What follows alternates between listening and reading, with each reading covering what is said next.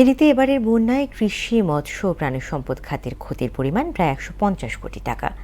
পানি কমে যাওয়া স্পষ্ট হয়ে উঠেছে এখানকার দুর্যোগের ক্ষতচিত্র। সংস্কার কাজ শুরুর পাশাপাশি ক্ষয়ক্ষতির তালিকা করে ক্ষতিগ্রস্তদের পাশে থাকার আশ্বাস প্রশাসনের।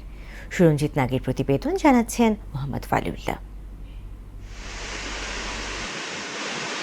টানা বৃষ্টিপাত ও ভারতের উজান থেকে নেমে আসা পাহাড়ি ঢলে ফেনীর ফুলগাজী, পরশুরাম, ছাগলনাইয়া, দাগনভূঞা ও ফেনী সদরে এবারের বন্যায় ব্যাপক ক্ষতি হয়েছে। বেশি ক্ষতির মুখে পড়েছেন কৃষক, মৎস্যজীবী ও গবাদি পশু পালনকারীরা। সংশ্লিষ্ট দপ্তরের প্রাথমিক প্রতিবেদন অনুযায়ী কৃষি, মৎস্য, প্রাণী সম্পদ এবং সড়ক ও বাঁধ ভাঙায় ক্ষতির পরিমাণ প্রায় ১৫০ কোটি টাকা।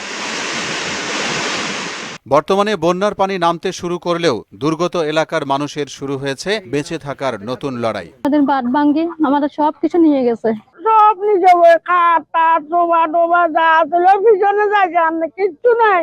মাল সামান হলে আমরা কিছুই আমরা খালি কোনো রকম খালি বাইরে গেছি।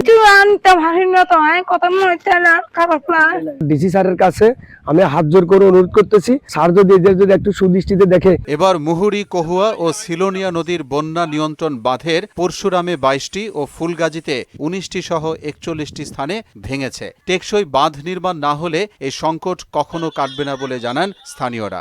বেড়িবাঁধটা আমাদের ভালো করে দিয়ে আমাদেরকে কৃষককে বাঁচাইলে দেশ বাঁচবে। বন্যা আসার আগে যেন আমরা এটা পরিপূর্ণভাবে বাঁধতে পারে। ব্রিজটা যদি একটু উঁচা হয় তাহলে আমরা এত ক্ষতিগ্রস্ত হই নাই। মুহুরী নদীর ভাঙ্গনে বার আমরা শেষ। বাঁধটা যদি বান্ধি দিত তাহলে আমরা একটু রক্ষা পেতাম। বন্যার পানি নামার সাথে সাথেই সংস্কার কাজ শুরুর কথা বললেন পানি উন্নয়ন বিভাগের নির্বাহী প্রকৌশলী। পানি নেমে যাওয়ার পর আমরা ক্ষয়ক্ষতি নিরূপণ করছি এবং একই সঙ্গে এই ভাঙন বন্ধ করার জন্য কাজ শুরু করে দিয়েছি। সকল দপ্তরে ক্ষয়ক্ষতির তালিকা করা হচ্ছে এবং ক্ষতিগ্রস্তদের সরকারিভাবে পুনর্বাসন করা হবে বলে জানান জেলা প্রশাসক। আমাদের সকল দপ্তর আমাদের ক্ষয়ক্ষতির বিবরণটি তৈরি করছেন, চূড়ান্ত একটি হিসাব আমরা পাবো এবং যারা ক্ষতিগ্রস্ত হয়েছে তাদেরকে পুনর্বাসনের জন্য সকলের সমন্বিত প্রচেষ্টায় আমরা একটি পদক্ষেপ নেব। টেকসই বাঁধ নির্মাণ না হলে ক্ষয়ক্ষতি সহ সংকট কাটিয়ে উঠতে পারবে না বলে মনে করেন স্থানীয়রা।